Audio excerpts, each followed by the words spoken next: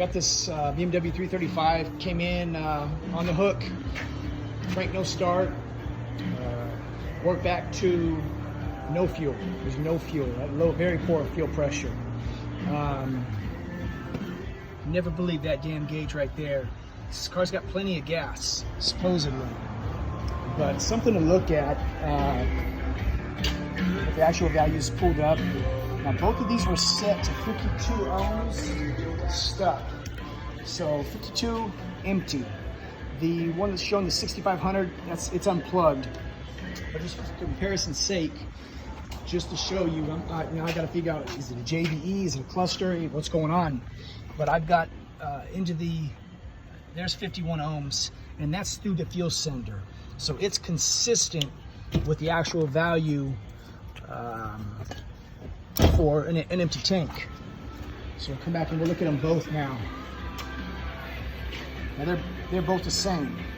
Car's out of gas, but yet it says I've got almost 3/4 of a tank of gas. So I just pulled the other side just to see that it was empty as well. Make sure I didn't have a siphon jet issue, but it's empty. The other side's empty. Get some gas in here. Get these back in. Replace the seals, and I can eliminate the tank.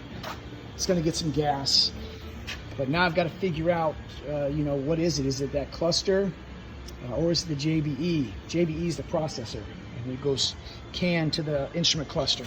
So my gut says junction box electronics, but then again, it's giving the right value.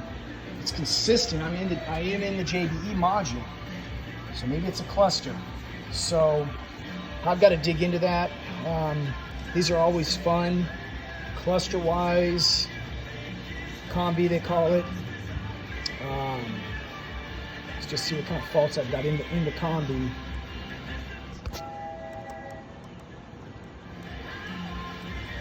It's a generic fault. It's unrelated, but it could be in that cluster. Sweep test is good. When it goes down, it goes. I shut the key off. Goes down, but so now I just got to figure this one out. But anyway, never believe the gauge that it's actually got gas.